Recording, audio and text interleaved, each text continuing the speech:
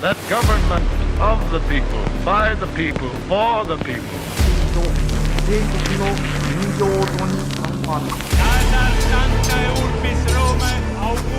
Да здравствует мир между народами. Урд минь Монголын уудам хад, хойно минь Монголын хүчрхэг их мордчлог байваа. Бүгд найрамдах Хятад ард улсын коммунист нам шулуухан хэлэхэд Ши Жинпин нь сүүлийн хэдэн 10 жилд тохиогоогүй томоохон хэмжээний цэвэрлэхийг Хятадын ардын чөлөөлөх армийн дотор хийж байна. За тэрээр армийн дээд түвшний 9 генералыг албан тушаалаас нь түтгэл зүүлж намаас хөөж улмаар мөрдөн байцааж эхлээд байгаа юм а. За Хятадын Батлан хамгаалах яамны зүгээс гаргасан албан ёсны мэдээллээр бол эдгээр 9 хүн нь онц ноцтой санхүүгийн гэмт хэрэгтэд сэжиглэгдэж байгаа гинэ. За тэдгээр генералуудын ихэнх нь 3 одтой генералууд байсан бөгөөд Хятадын коммунист намын шийдвэр гаргах төв байгууллага болох төв хорооны гишүүд байсан мөн тодорхой болоод байна. За хэдийгээр албан ёсны мэдэгдэлд бүгд найрамдах Хятад ард улсын коммунист намын уг шийдвэрийг авилгалын эсрэг тэмцлийн нэг хэсэг хэмээн тайлбарласан боловч яг бодит байдал дээр шинжээчид энэ бүхнийг илүү улс төрийн зорилготой цэвэрлэхэ гэж харж байгааг нэгэнт нуух аргагүй болсон. Хятад энгийн генералууд шууд тушаал биелүүлдэг бол төв хорооны гишүүн генералууд зөвхөн тушаал биелүүлэх бус харин давхар улс төрийн шийдвэр гаргах төвшөнд улс төрд нөлөө үзүүлэх хүчтэй байдаг. Нэг ёсондоо бол улс төрийн шийдвэрт нөлөөлөх хүчтэй генералууд гэдэг бол Ши Жинпиний хувьд бодит аюул гэсэн үг. Тэгэхээр дээрх баривчлагдаж албан тушаалаас нь түтгэлзүүлсэн 9 генерал яг ямар байдлаар Ши Жинпинд хамгийн том аюул учруулах гээд байна вэ гэвэл хамгийн том бодит эрсдэл нь түүний дэглэмийн уналт бус харин Тайваны асуудалтай холбоотой гэдгийг олон улсын шинжээчид дуу нэгтээ таамаглаж эхлээд байна. Та бүхэндээ манай хамтран ажиллагч байгууллага авторгын хууль зүйн товчоогоо танилцуулж байна. Хэрвээ танд болон таны аж ахуй нэгжид ямар нэгэн байдлаар хууль эрх зүйн зөвлөмж туслалцаа хэрэг болвол авторганд хандаарай. Бүгд найрамдах Хятад ард улсын дарга Ши Жинпин Тайваныг ямар ч үнээр хамаагүй их газрын Хятадтай нэгтгэн гэдгээ зарласан. Мөн Америкийн нэгдсэн улсын Батлан хамгаалах яамны тагнуулууд 2027 онд бүгд найрамдах Хятад ард улс нь Тайванд дайрч магадгүй гэх таамгийг гаргаад байна. Иймээс Тайвантай удахгүй хийх дайн нь Ши Жинпиний айрам дотор явуулсан цэвэрлэгээний хамгийн гол шалтгаан гэж үзэж болохоор юм а. Тайван руу дайрах шийдвэрийг бүгд найрамдах Хятад ард улсын дарга Ши Жинпин цор ганцаараа гаргах эрхгүй. Ши Жинпинээс гадна төв хорооны улс төрийн шийдвэр гарч байж энэ асуудал шийдэгдэнэ. Иймээс төв хорооны гишүүнчлэлтэй дээрх Ши Жинпиний баривчилсан генералууд Тайвантай дайн хийх хэсгэд хамгийн их нөлөө үзүүлэх хүчтэй хүмүүс гэсэн үг. Харин Ши Жинпин эдгээр генералуудаа итгэхгүй байсан. Тэд Тайвантай хийх дайныг дэмжинэ гэдэгт Ши Жинпин итгэхгүй байв. Ши Жинпиний хувьд Тайваныг нэгтгэхэд эргэлздэг, боловсрол тавьдаг генералууд түүнд огтоосон хэрэггүй. Иймээс Ши Жинпин төв хорооны гишүүн генералуудыг шууд онилж, армийн удирдлагад шинжилэлт хийхээр шийдсэн болж харагдаж байна. Мөн Ши Жинпиний Тайваныг нэгтгэх гэсэн ямар ч эргэлзээгүй итгэл үнэмшилт Хятадын ардын чөлөөлөх армийн генералууд саад хийсээр ирсэн. Тэд Тайванд дайрахаас маш их болгоомжилж, Ши Жинпинд үргэлж болгоомжлсон агуулгатай тайван эвгээд. Тухайлбал хэрв бүгд найрамдах Хятад ард улс нь Тайванд дайрвал Америкийн нэгдсэн улс уг дайнд оролцсон. Мөн Япон болон Филиппин улсууд дайнд татагдан орно.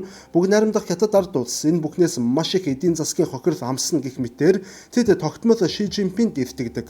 Гэтэл Ши Жинпин Тайваны асуудал дээр эргэлзэх бус харин үнэнч байдлыг нэгдүгээрт тавьж байгаа. Цэргийн удирдлагууд айж имэж эргэлзэх бус харин шууд тушаал биелүүлж ямар ч эргэлзээгүйгээр шууд дайрах ийм удирдлагуудыг Ши Жинпин хүсэж байна. Мөн Хятадын төв хорооны гишүүн генералууд нь Хятадын ардын чөлөөлөх армийн дотор өөрийн гэсэн томоохон фракцуудтай нийт албан хаагчдын дунд нэр хүнд өндөртэй зэвсэгт хүчний дайчдыг араасаа дагуулдаг ийм хүмүүс байдаг. Иймээс Ши Жинпин хэрв үнэхээр Тайвантай дайтахад хүрч харин эдгээр нэр хүндтэй генералууд үүнийг нь эсэргүүцвэл Хятадын дотоодод асар том хагарал үүсэж иргэний дайнч үүсэж мэдэх ноцтой нөхцөл байдал үүсэх нь тодорхой. Энэ эрсдлийг Ши Жинпин Тайвантай хийх дайнаас илүү хор хөнөөлтэй гэж дүгнэсэн. Товчхондоо бол Ши Жинпин удахгүй хийх дайнд нь саад болох үс хүмүүсийг зайлуулж эрх мэдлийг өөр дээр нь төвлөрүүлэхийн тулд ийм алхам хийсэн гэж ойлгож болно. Дайн яг хизээ эхлэх нь тодорхойгүй боловч дайны шийдвэр гаргах механизм бараг л угсрагдаж бэлэн болж байгааг эндээс харж болно.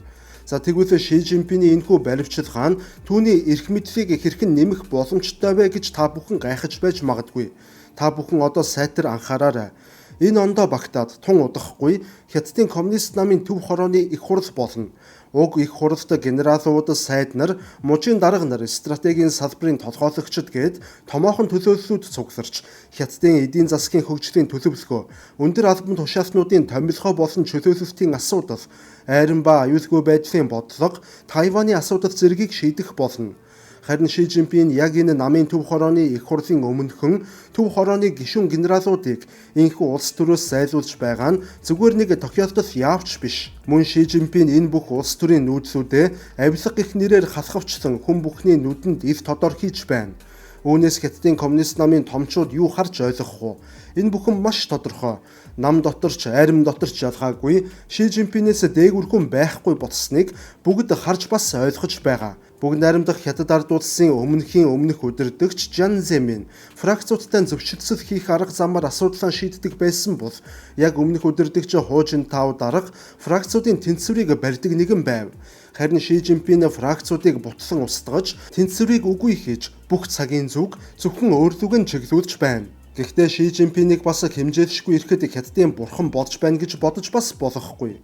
Хэрвээ Ши Жинпиний нам доторх итгэлцэл үнэхээр хүчтэй байсан бол уг цэвэрлэгийг тэрээр нийтэд ив тодор нийгмийн нүдэн дээр бус харин чимээгүйхэн хийх байсан.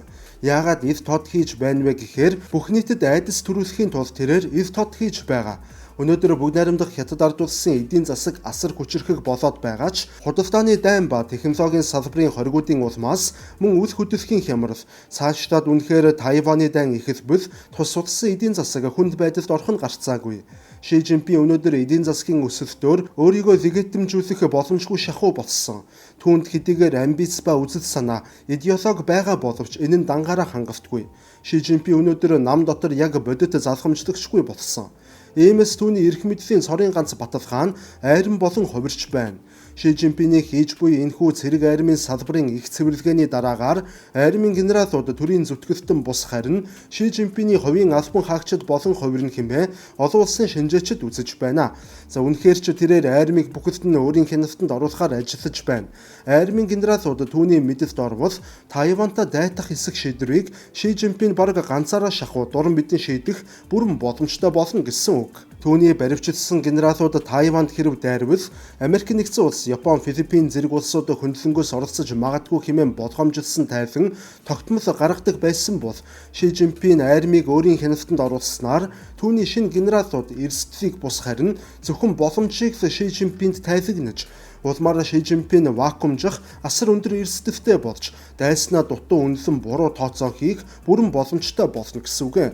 Яг нь мэдээч хэрэг айрам түүний гарт орсноор шийдвэрүүд илүү хурдан гарч дотоодын эсэргүүцэл багасж айдсаар сахилга бат тогтох давуу талтай боловч үнэн зөв мэдээлэл байхгүй болж бодох бус харин тушаалал дагдаг хүмүүс олширч улмаар дайны бэлтгэл ба дайны үйл явцад маш их стратегийн алдаа гарах эрсдэлтэй.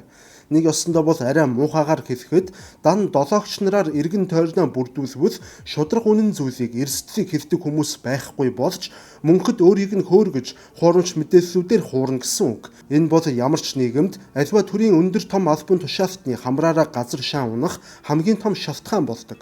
Тухайлбал Зөвлөлт холбоот улсын хувьд 1937 онд Сталин эрх мэдлийн оргилд оройн дээд очирван мэт дахигдсан шүтэгдэж байсан ч 1941 онд германчуудын халтсан довтолгоо Сталиныг ямар сохор байсан, ямар их зусарч бялдууч хүмүүсээр тойрон хүрээлүүлж үнэн зөв мэдээллүүдээс хичнээн алслагдсан байсныг дайны эхний жилүүд тун тодорхой батлан харуулсан байдаг. За тэгэхээр үргэлжлүүлээд Ши Жинпиний хийж буй алхмын талаар ярихад Шигийн айрам доторх энэхүү цэвэрлэгээ одоо л эхлээд байгаа зүйл огтосоо биш. Энэ цэвэрлэгээ бүр 2023 оноос эхэлсэн. 2023 оны хавар болон зуны саруудад Хятадын ардын чөлөөлөх айрмын пуужингийн хүчний салбарт маш олон ахлах тушаалын офицерууд ямар ч тайлбаргүйгээр албан тушаалаасаа огцрох бүр сургагүй алга болсон жишээнүүд хүртэл олон бүртгэгдсэн байдаг. Тухайн үед олон нийт үүнд нэг их ач холбогдол өгөөгүй. Дотоод шалгалтууд явагдаж байна хэмээх ерөнхий ойлголттой байсан. За гэтэл 2024 онд бүгд найрамдах Хятад ард улсын пуужингийн командлагч улс төрийн комиссар логистикийн удирдлагууд бөөнөөрөө шууд солигдсон бөгөөд Хятадын коммунист намын зүгээс энэ бүхнийг авилгалтай холбоотой гэж зарласан. Энд яг жинхэнэ авилгал явагдаж байсан уу? Эсвэл авилгал гэдэг нь ердөө шавтаг байсан уу гэдгийг мэдэхгүй. Ямар ч тач ийм шалтгаанаар анхлан сольж эхэлсэн.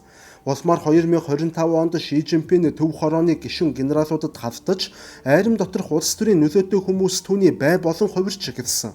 Зарим генералууд өмнөх онд намаас хөөгдсөн бол зарим нь цэргийн төв комиссаас хасагдсан байдаг. Яг энэ үед буюу 2025 онд Ши Жинпин хятадын айрмыг бус харин айрмын дотоод дахь улс төрийг цэвэрлэж байгаа нь тодорхой болж эхэлсэн. Ингээд 2026 оны 1-р сард буюу одоогийн болж буй үйл явдлууд энэ бүхнийг бүр баталгаажуулж байгаа юм. Ши Жинпиний хувьд айжуухан аргаар өөрийнх нь нөлөөг тогтоож байгаа. Мэдээж тэрээр шууд гинтийн цохилт өгсөн бол Ши Жинпиний эсрэг томоохон эсэргүүцэл үүсэх байсан. Иймээс тэрээр айжмаар шигшвтийг явуулж, эцэст нь шигшигдээгүй үйлдэлснүүд нь өөрсдөө айж дуулууртай болох стратегийг баримталсан гэж харагдаж байна. За ерөнхийдөө бол Ши Жинпиний хятадын ардын чөлөөлөх айрмыг өөрийн халаас нь хийх төлөвлөгөө нэг иймэрхүү.